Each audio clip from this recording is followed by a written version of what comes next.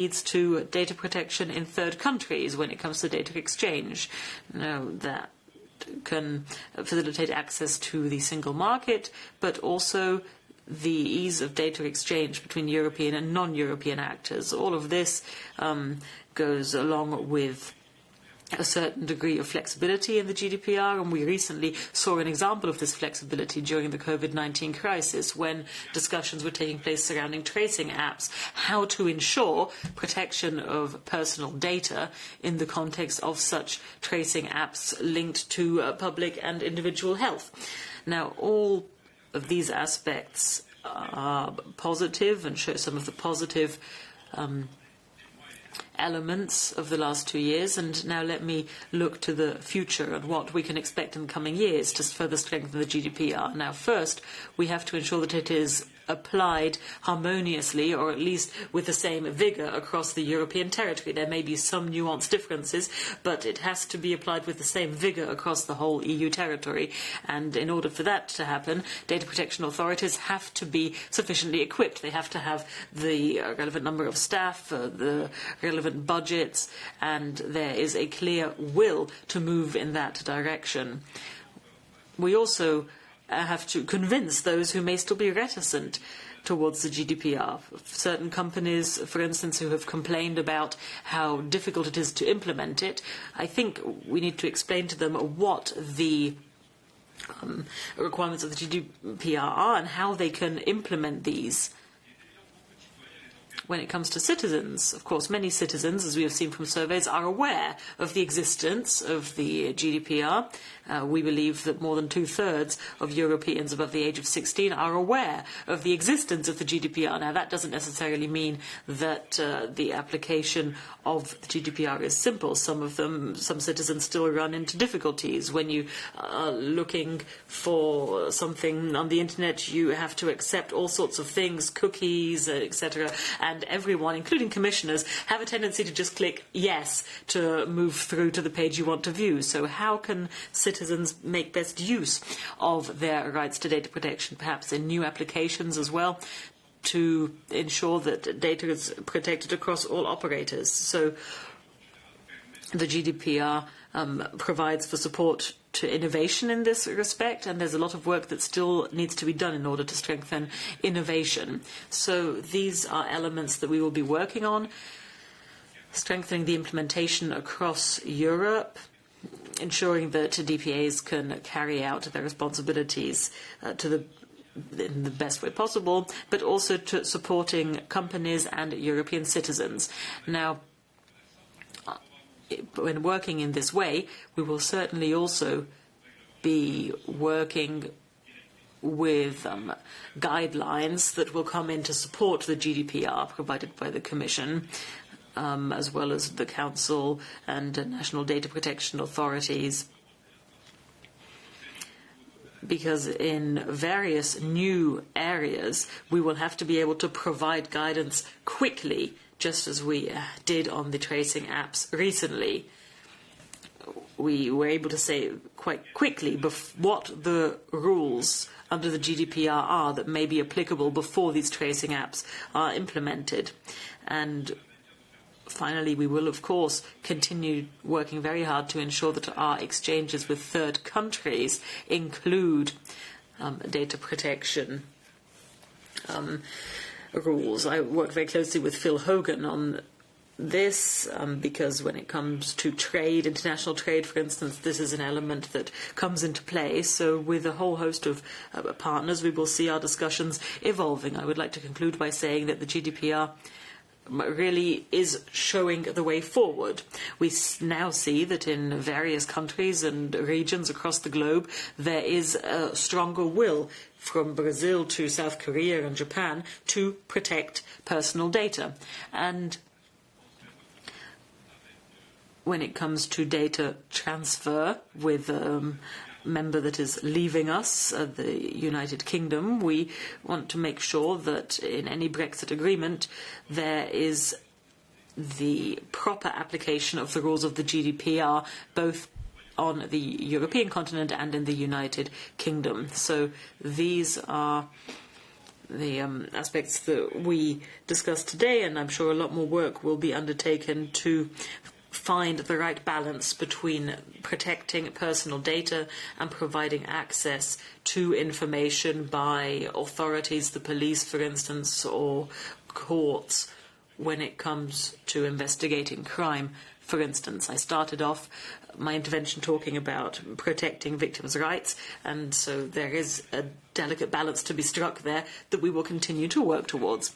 So I think at the end of the day we can be pleased with a high-performing tool that we now have in the GDPR. It is working well, but we have to continue working on it and promoting it internationally. Rita, we will now move on to take questions from the journalists with, if you please, a focus on the two issues of the press conference, GDPR report and victim rights strategy. I first pass the floor to Joe Barnes. Joe.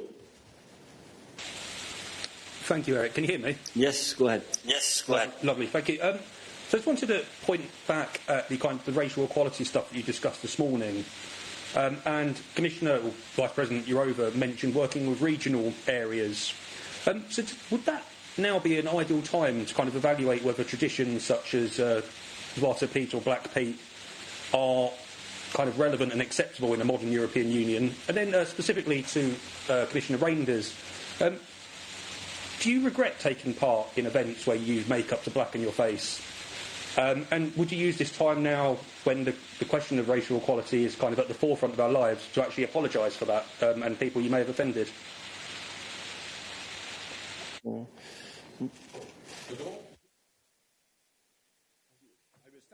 I maybe to say that, yes, it was already possible to apologize for such a situation, but it was a good opportunity to make a real evolution, because you know that it was an association, a charity association to help children in difficulty in Belgium, and now all the members of such an association are working in Brussels, not more with only the black colour, but the three national colours from Belgium, black, yellow and red. And so it's a good opportunity to say that in such an occasion, it was an opportunity to change a very old tradition in my home country. And now if you have the opportunity to be confronted with the members of such an association, you will see they will walk in the city with three colours on their face. And it's a very good evolution, I'm sure. Yes, thank you very much. At today's discussion on racism, many of us repeated that we face some kind of structural racism. It is something which is very complex, which is also based on the racial prejudices, and that we have to use all the tools available and all the partners available to combat this very unfortunate and terrible phenomenon. So we discussed about the role of education, the role of media, culture, but also indeed we spoke about the regions and the cities, because according to many surveys we have also from our Fundamental Rights Agency, we see that racism appears as a big barrier for many people in Europe in relation to housing, in relation to education, in relation to public services. And many of these sectors or many of these spheres are managed or are under the management of the regions and local communities. That's why we believe that this is the right way to invite them also, first for the discussion and then for taking the concrete measures. Also, it has to be mentioned that the regions in many countries are the managing authorities of our EU funding, of cohesion funds and of European Social Fund. And here we would really like to see the money better used and better more helping to decrease the level of racism and to help the people to have equal opportunities especially in education. Because here we speak about the young generation very much. We need to prepare better perspective for them in Europe. And here I think the work of the EU funding should be more and better used. Thank you. Let me now move to Alexander. You have the floor.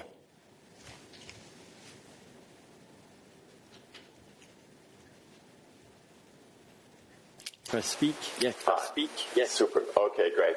I wanted to touch upon one particular line in the communication, which I found very interesting, and it is about that the largest big tech companies, multinationals, are established in Ireland and Luxembourg, and this has created a kind of some tension within the data protection regime.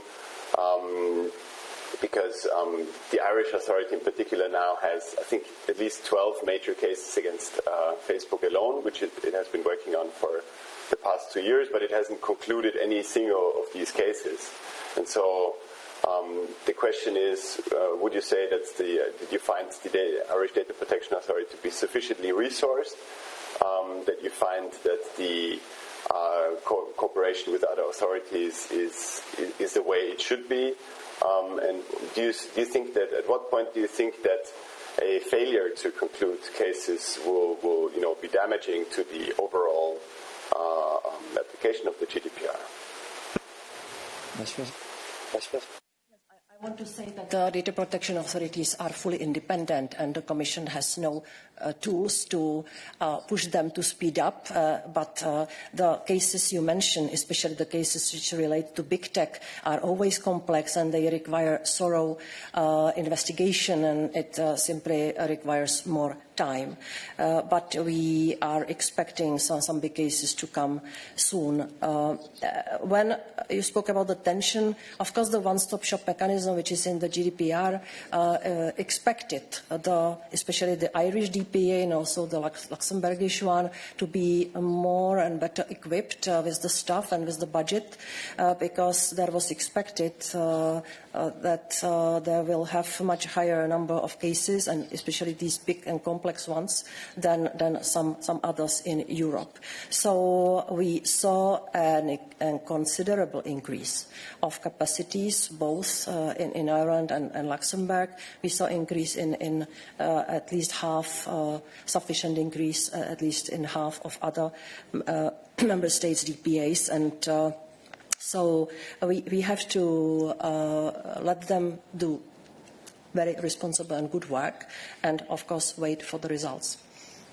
Well, just to add that, of course, the best answer will be a decision from the Irish Data Protection Authority about important cases. It will be the most efficient answer about your question. But it's true that we have seen an increasing of capacities in the different national authorities, but we need to analyze the situation maybe deeper to see if it's needed to do more in some member states due to the size, of course, of the companies at work in the jurisdiction of such a national authority, because we have huge differences between the member states about the need to react to the requests from the companies. And, of course, we need to reinforce the cooperation and the coordination on cross-border issues, and we need to be sure that it's possible for all the national authorities to work together. And in the network of national authorities, it's the case. And with the board, it's possible to organize that. So we will continue to work on it. It's true that we need to verify if there is a real good size, if I may, of the human resource and the financing of the national data protection authorities with the importance of the companies located in their jurisdiction. So it's not only a question to have the same kind of approach in all the member states. It's also to be fit to respond to all the demands coming in your jurisdiction. And it's true that in some jurisdictions we have more and multinationals and more members of high-tech companies than in others. Thank you. Let me now move to Thomas Miglierina. Thomas. Oui, merci. Thomas Miglierina de la télévision. Yes, thank you. I hear you're waiting for the Shillams to decision on third countries from the Court of Justice. Could you tell us a little bit more about that?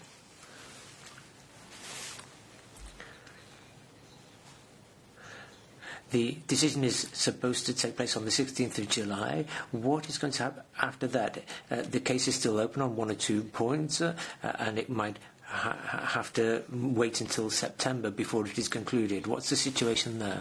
Well, this is a specific Swiss point, but it's also a general point. Generally speaking, the ruling from the Court of Justice in the Salam 2 case is a very important one, which will have repercussions. It depends on what the ruling says. and what recommendations it makes. Now, on the more specific question of Switzerland, Swiss legislation on data protection dates from 1992.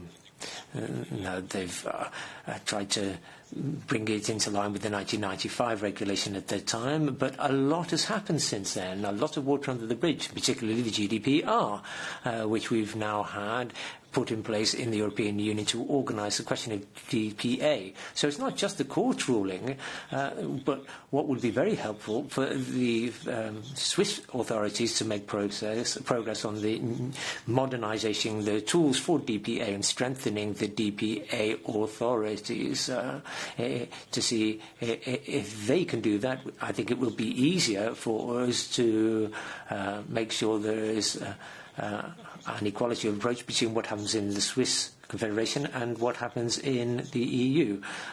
And obviously, the action won't take place immediately after the court ruling. We'll need a little bit of time to read through the recommendations before we take action. So, Mrs. Jourova, do you want to add? Move to the next question? Okay. Catherine, we move to you.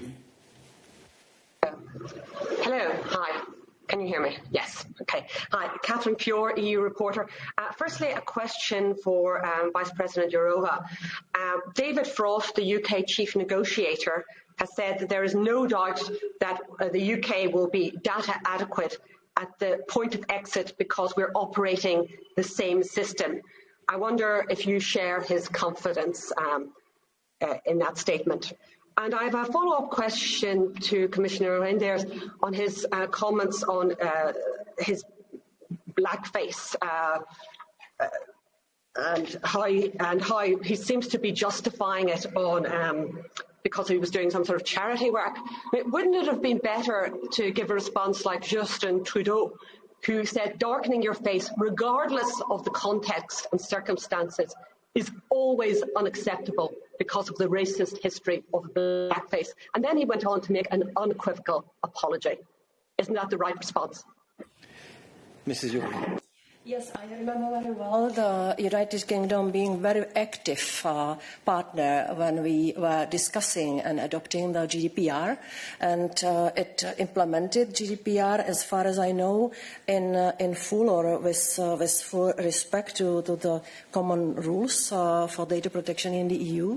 But I cannot predict now whether it will be so easy and without any further negotiations needed for the possible adequacy decision, because we do not know whether the UK will not introduce some changes in their national legislation which might deviate from the general line of the general data protection regulation. So if the systems are equal or essentially equivalent, of course the adequacy decision can be taken, but for UK it is too early to say, because there will be a number of talks about this issue. Yes, Becky, just to comment. First of all, I don't want to repeat what I have said, but just to insist on the fact that I have explained the context of such a situation some years ago, but it was also the good occasion to change the way to organize the process for such a charity association. And again, you will see now that all the members are walking in the streets and in the restaurants of Brussels with 3 national colours. It's maybe a good change. If it's possible to change other kind of behaviours in the EU and outside the EU, it will be fine. About UK, I just want to say that if we receive all the information that we are asking for UK in the negotiations, it will be possible maybe to move forward. But we need to have a very concrete understanding about the situation in UK before to take a decision, of course, about the possible adequacy. Thank you. Oliver, we move to you.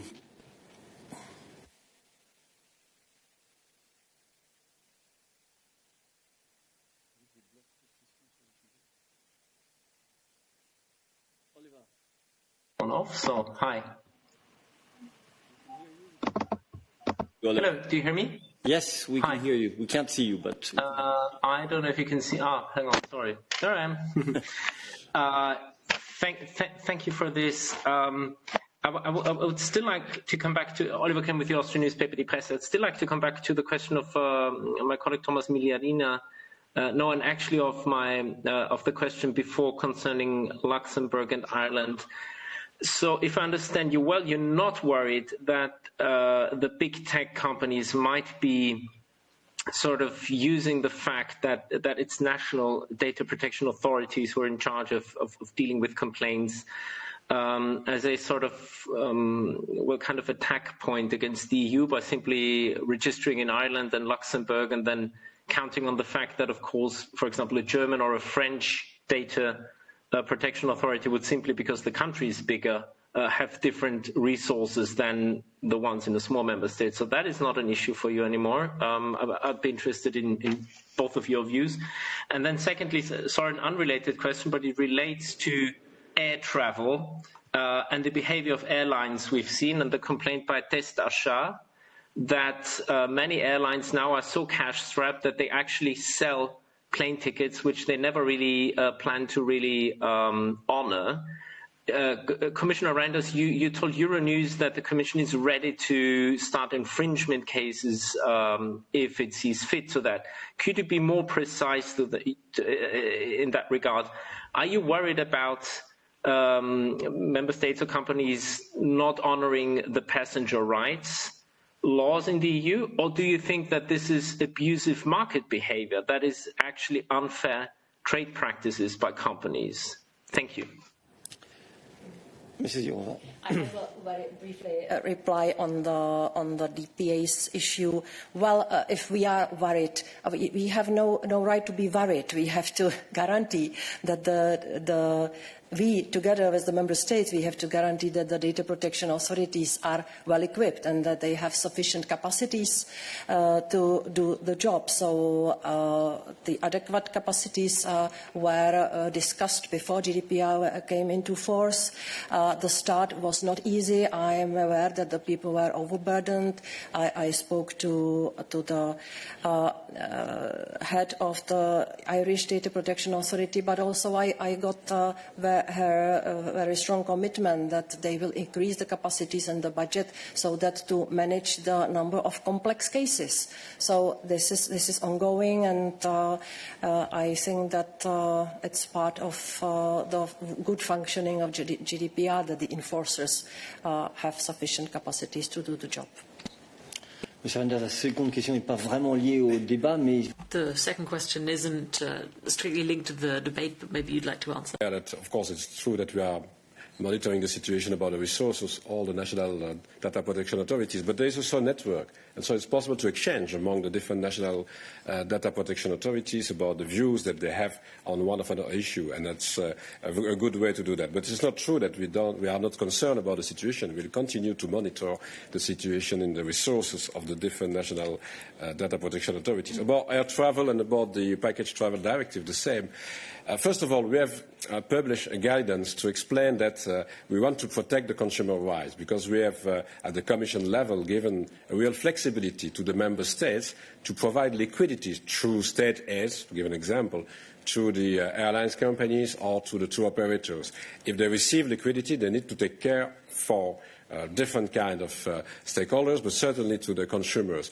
And it's the right of the consumers to be reimbursed and to make a choice, reimbursement or maybe, if the consumer wants to do that, to agree on a voucher. But there is a right to be reimbursed. And of course, when I was speaking about infringement proceedings, because we have asked to all the member states what the situation is about the full respect for the EU law in one of another member state. And we have seen that there are some contradictions between the measures taken during the emergency period in the COVID-19 crisis in some member states and the EU legislation on the passenger rights and on the package travel directive. So if we have such a kind of contradiction, of course, we will introduce infringement proceedings. So we are preparing that on the basis of the analysis of the services on the different situations in the different member states.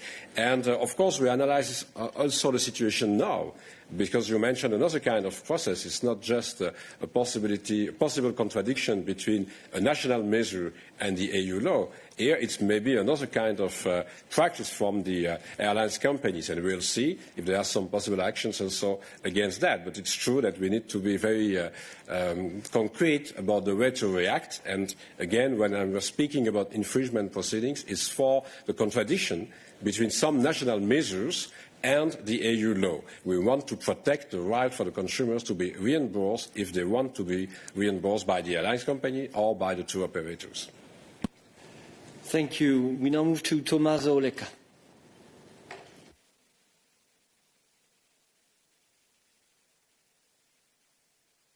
Tommaso. Hi, good afternoon. Thank you for the floor. I have a question on the application of the GDPR. I remember that one of the most controversial and discussed points was the so-called right to be forgotten, that then was replaced by a more general right to erasure of results on search engine websites.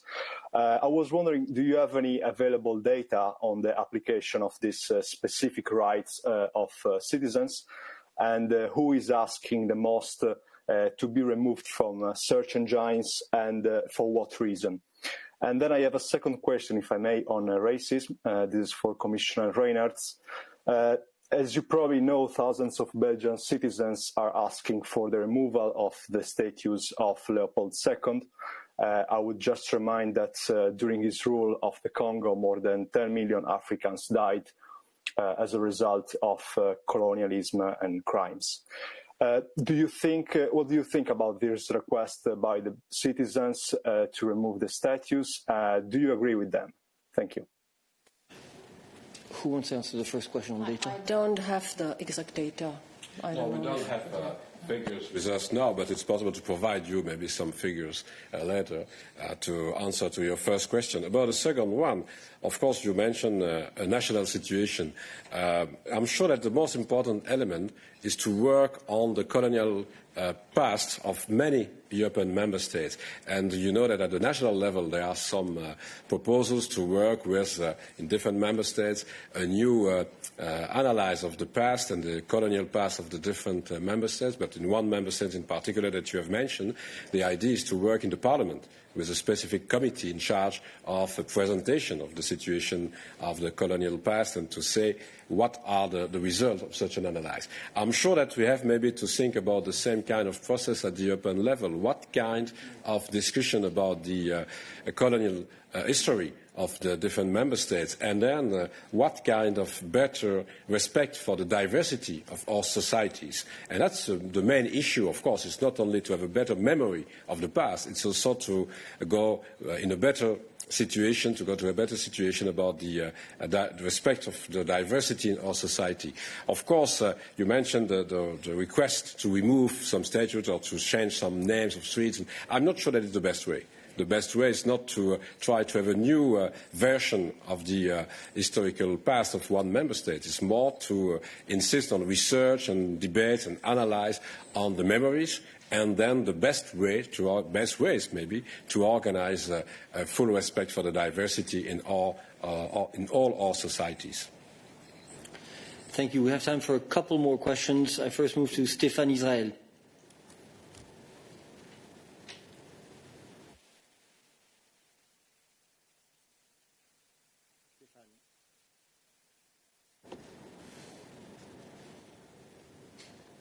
Allô? Oui. Vous m'entendez? Oui. Oui. Yes. Thank you. A follow-up question to Commissioner Reynders, a follow-up to Thomas's question. You mentioned the equivalence decision and Switzerland. The reform in Switzerland has already advanced fairly far. It should be concluded in September or October. Could you at least say whether it's moving in the right direction? Does it go far enough? It might be good to know so now rather than later. And secondly, the framework agreement that Switzerland and the EU are currently negotiating, is there a link there? Well, I don't think there needs to be a general link between the general framework agreement and the equation decision. The main thing is to strengthen the decent situation with data protection in order to organise exchanges. Now, of course, we're not going to express ourselves on text that is currently being negotiated in Switzerland. What I can say is that in several countries, in particular EU countries, the direction that is being taken is strengthening the DPAs, and the strengthening of the Swiss DPA does move in that direction. It's about putting in place a stronger authority which is open to citizens and to supporting citizens, but of course it's up to Switzerland to come up with its text.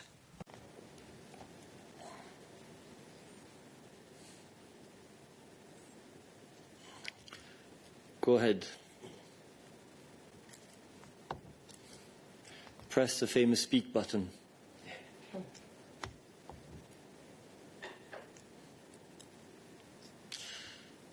Okay, we seem yes. Okay, we seem yes.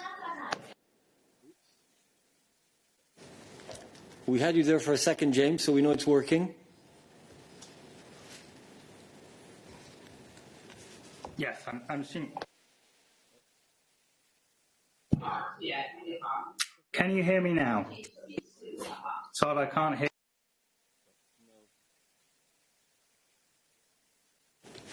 We seem to have a problem, James. Sorry for that. James, sorry for that. One last try. Go ahead. One last try. Go ahead. Can you hear me now? Yes, you can hear me. Right, okay, I can't hear you, so I'll rely on others for this. Commissioner Reinders, two quick questions. Can you hear me? I can't hear you. So. Well, sorry about that. I can hear you now. I can hear you say, I'm sorry about that, but I can't hear you previously. Okay. Listen, we'll move on to somebody else, James, because we're running out of time. Vincent, last question. Hi. Two questions on the GDPR. Can you hear me? Go ahead. We can hear you. Go ahead. We can hear you. Okay. So the first question is, can either commissioner confirm whether the assessment of the UK's data protection regime has started? And secondly, could they provide any more details on which countries might be targeted for infringement proceedings for failing to apply the GDPR?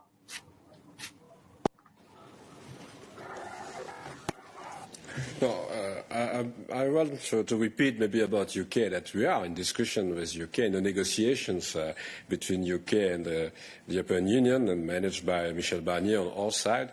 We have discussions about all the different issues, and on the exchange of data and transfer of data, of course we try to receive more and more information about the situation in UK and the regulation in UK to be sure that it's possible to go to an adequacy decision. So it's too early to say when it will be possible. It will be maybe a part of a more global agreement on other issues, but I want just to insist on one fact. It's a unilateral decision of the European Commission, so it's not a part of an agreement between UK and the European Union. It's a real unilateral decision to take an adequacy decision, and we will try to do that as soon as possible on the basis of the exchange of information that we have for the moment with the UK delegation.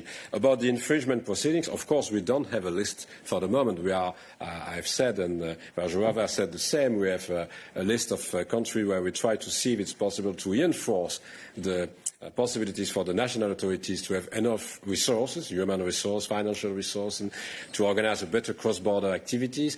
If at the end we see that there's a real problem about the enforcement of the GDPR in one member state, we will propose to go maybe to the court with an infringement proceedings. But we don't have for the moment a list of countries to organise such a kind of process. Okay, thank you very much to you, Vice President, to you, Commissioner Reinders. We have run out of time, unfortunately, so thank you for your attendance at this press conference, and we resume tomorrow with the normal midday briefing. Thank you very much.